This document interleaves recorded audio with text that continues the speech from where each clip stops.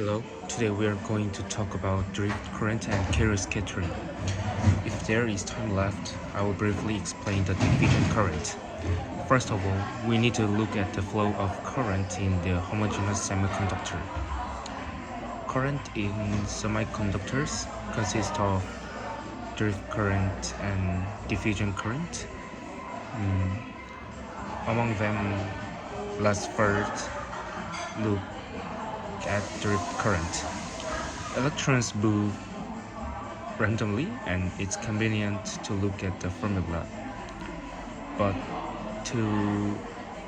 put it simply, it can be obtained from a differentiated form of electric field.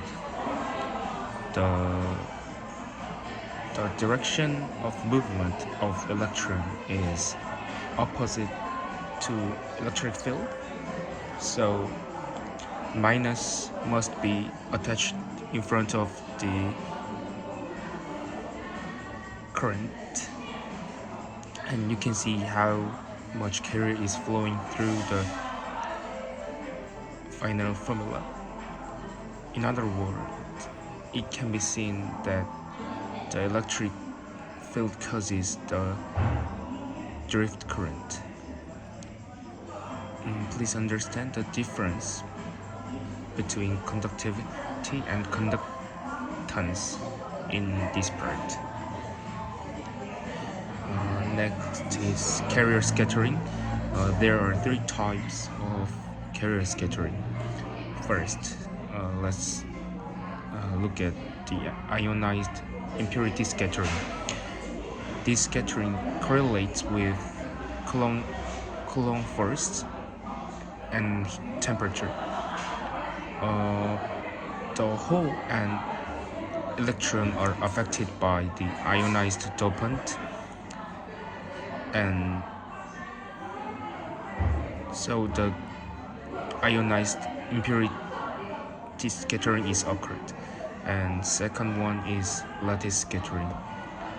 It is scattering that generates when particles vibrate in the lattice, and during vibrating it creates an impulse with the lattice, so heat is generated when the particle vibrates.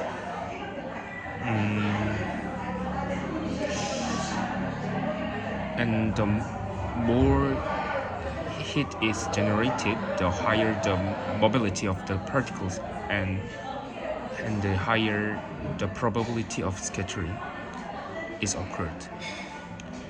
Third is surface roughness scattering. The surface of the material is not flat that perfectly, so if you look closely to the particle, you can see a fine lump. It's natural that an imperfect surface is created because it can't be perfectly flattened. And surface roughness scattering is literally the scattering that occurs because of these surfaces, and by considering all of these scattering, you can find the travel time for electrons or holes to travel.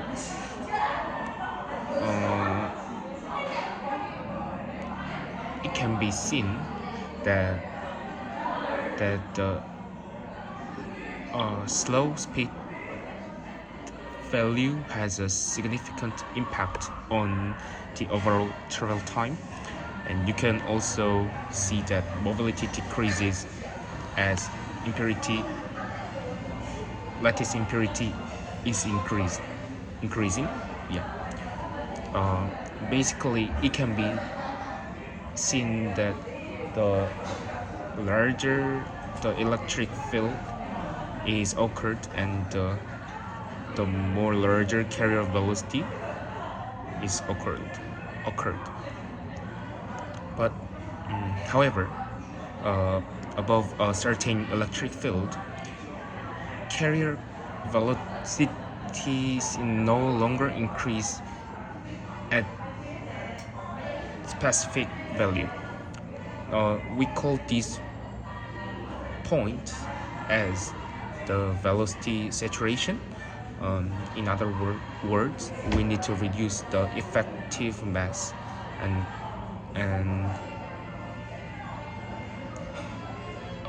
we need to find out the point that velocity saturation occurring point, so that we can make more better and efficient semiconductors. That's all for today.